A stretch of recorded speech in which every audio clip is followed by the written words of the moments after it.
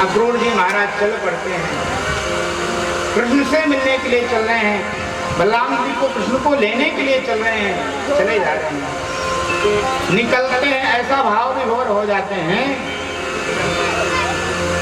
ऐसा भाव विभोर हो जाते हैं, विचार करते हैं कि मैं वृंदावन के लिए जाऊं। मथुरा से वृंदावन कितना दूर है? मथुरा से वृंदावन की दूरी मात्र 12 किलोमीटर की है। कितनी? 12 किलोमीटर की। नाम जपते जपते कृष्ण का अक्रूर जी महाराज चल पड़ते हैं, जाते हैं वृंदावन के लिए, और जैसे ही निकलने का प्रयास करते हैं तो उनकी समाधि लग जाती है। और समाधि ऐसी लगती है कि जाना है वृंदावन, पहुंच जाते हैं आगरा। और उनको जैसे ही ये ध्यान आता है कि मैं कहाँ आ गया, तो तुरंत अपने रथ को घुमाते हैं। महाराज ज्यादा से ज्यादा पैदल चला जाए तो 1 से 1.5 घंटे की समय में पहुंच जाएगा आराम से वृंदावन। लेकिन आज रथ में कूद जी जा रहे हैं, और वह सुबह से शाम हो गई, वृंदावन नहीं पहुंच रहे। इतना प्रेमातुर होकर के, विवल होकर के रुदन करते हैं कि मैं लेने किसको जा रहा हूं, मैं स्वयं प्रबंध बनाने जा रहा हूं अपने भतीजों को मारने की।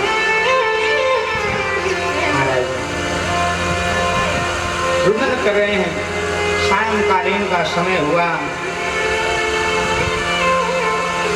सायंकालीन के समय में जैसे ही देखा कि चरणारविंद रज पर भगवान श्री कृष्ण के बने हुए हैं, तो देख करके रुदन करते हुए उन चरणारविंदों की जो धूल है अपने मस्तक से लगाई। मस्तक से लगा करके परमात्मा की उस रज को आगे बढ़ते हैं, और जाकर के देखते हैं कि कृष्ण बलराम गौचारण करके आ रहे हैं। दौड़ करके जाते हैं और कृष्ण जी के चरणों पर साष्टांग गिर जाते हैं और रुदन करने लगते हैं, रोने लगते हैं। कृष्ण जी तुरंत उनको उठाते हैं, ताताश्री आप क्या कर रहे हो, हमारा कर्तव्य है हम आपके चरणारविंदों को छुएं, ऐसा पाप मत करो। दोनों ने तुरंत सत्कार किया, बाबा के पास लेकर के पहुंचे हैं, बाबा से वार्तालाप हुई। और रात्रि कालीन वेला में कृष्ण भगवान को तो पता चल गया कि क्या लीला है और क्यों लेने आए हैं। तो कृष्ण भगवान जो है बाबा के पास बैठ जाते हैं, अक्रूर जी के पास में बैठ जाते हैं। अक्रूर जी महाराज कह रहे हैं कि भैया मथुरापुरी में कंस ने सुंदर मेला का आयोजन किया है, हम सोच रहे हैं क्यों ना आपके बालक जो है चल करके उस मेला में आनंद ले, और आप सब ब्रजवासी चलो और उस मेला का आनंद लो। अब इधर कृष्ण बलराम और बाबा ने विचार किया कि चलते हैं, कल मेला देख करके आएंगे, 2 दिन में मेला देख करके आ जाएंगे। अब इधर गोपिकाओं को पता चला कि हमारे कन्हैया जो आज तक हमारे नजरों से ओझल नहीं हुए हैं, वो माधो हमको छोड़ करके जाने वाले हैं।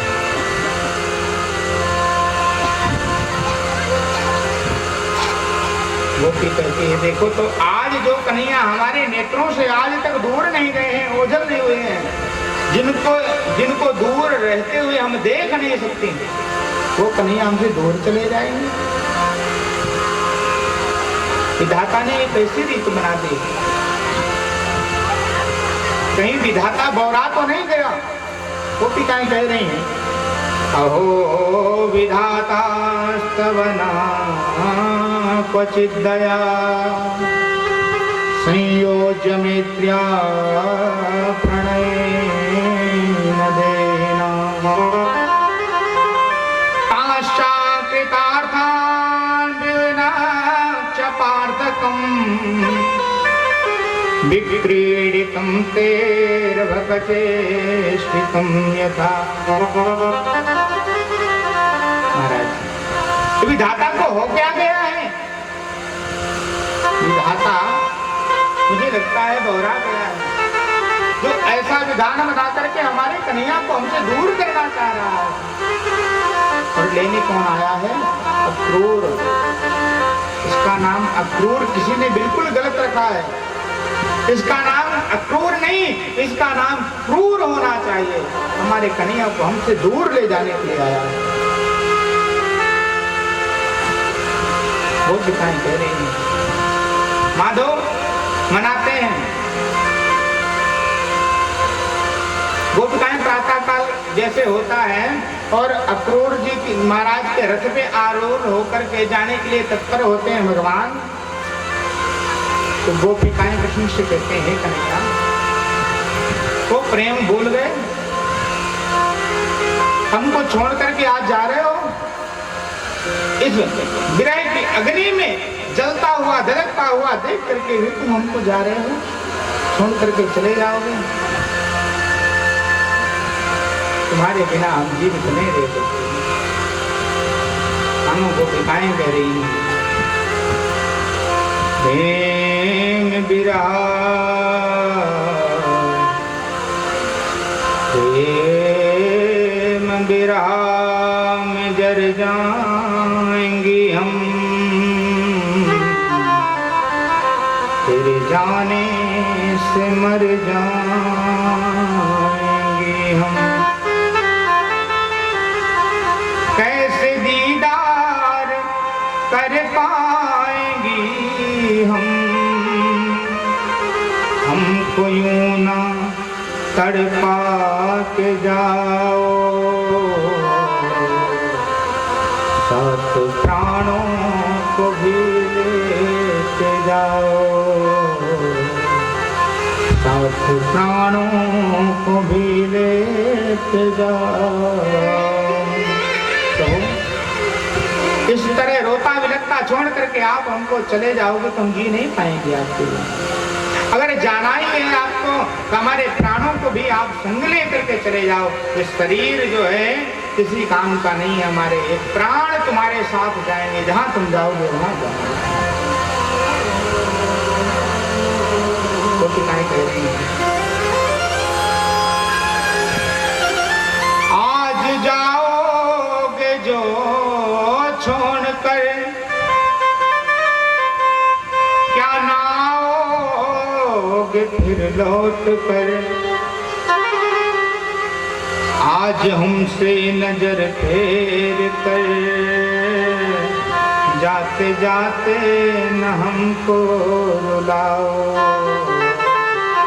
साथ प्राणों को भी लेते जाओ, साथ प्राणों को भी लेते जाओ। परमात्मा अगर छोड़ करके ही जा रहे हो तो ये बता करके जाओ वापस कब आओगे? जा तो रहे हो आज, लेकिन ज्यादा दिन आपके बिना रह नहीं सकती हैं। महाराज गोपिकाएं प्रश्न कर रही हैं कि प्रेम के मोड़ पर मिल गए हो अगर, तो उम्र भर साथ देने का वादा करो। जा रहे हो अगर, हो जा रहे हो अगर, तो जाने की जिद ना करो। जा रहे हो तो आने का वादा करो, जा रहे हो तो आने का वादा करो। कन्हैया हमको छोड़ करके अगर जा रहे हो तो कब आओगे? वादा करके जाओ कि इस दिन तुम आ जाओगे। नहीं, हम तुम्हारे बिना रह नहीं सकती। मानो ये शरीर ही यहाँ तुम्हारा इंतजार करता रहेगा और ये प्राण तो तुम्हारे साथ ही चले जाएंगे। महाराज गोपिकाओं से वादा करके भगवान सोचते हैं, कहते हैं गोपिकाओं चिंता मत करो, हम जो है ठीक 2 दिन बाद मेला का दर्शन करके चले जाए। कन्हैया प्रस्थान करते हैं, रोती हुई गोपिकाएं बिलक बिलक करके रोती हैं, माता यशोदा बिलक बिलक करके रोती है। नंद बाबा के साथ में दोनों भैया आरूढ़ होकर के अक्रूर जी महाराज के साथ चल पड़ते हैं। अक्रूर जी महाराज सुनते हैं जिनको मैं लेकर के जा रहा हूँ कहीं ये परमात्मा ना हुए तो कंस तो इनको मार देगा और मुझको इस हत्या का कारण मैं बनूंगा। विचित्र होकर के रोते रोते जाकर के डुबकी लगाते हैं यमुना जी में। वृंदावन निकलते ही अक्रूर घाट, अगर आपने दर्शन किया हो, अक्रूर घाट में जाकर के यमुना जी में जाकर के डुबकी लगाई अक्रूर जी महाराज ने। जैसे ही डुबकी लगाई तो वही कन्हैया जो रथ में आरूढ़ होकर के आए हैं वही कन्हैया के दर्शन यमुना महाराज दिव्य दर्शन हुए। समझ गए अक्रूर जी महाराज कि इनका कोई कुछ बिगाड़ने वाला नहीं है, यही परमात्मा जो है इस ब्रजमंडल की रक्षा करने के लिए अवतार लेकर के आया। महाराज अब मथुरापुरी पहुंचे हैं। कन्हैया भ्रमण करने के लिए गोप ग्वालों के साथ में जाते हैं। जाकर के उनका कंस का एक धोबी मिलता है। भगवान ग्वाल वालों के संग में वस्त्रों की इच्छा प्रकट करते हैं। धोबी देता नहीं तो भगवान परमात्मा जो है एक थप्पड़ मारते हैं और धोबी के प्राण पखेरु उड़ जाते हैं। और कुछ दूर जाते हैं तो दर्जी से जो है अपने वस्त्रों को ठीक कराते हैं और उसको आशीर्वाद देते हैं। कुछ दूर जाकर के परमात्मा जो है माली के द्वारा सुंदर हार धारण करते हैं और आगे चल करके कंस का जो चंदन पीसती है कुब्जा उसके द्वारा मलयागिरी चंदन धारण करते हैं। और वह 3 जगह से टेढ़ी थी उसको परमात्मा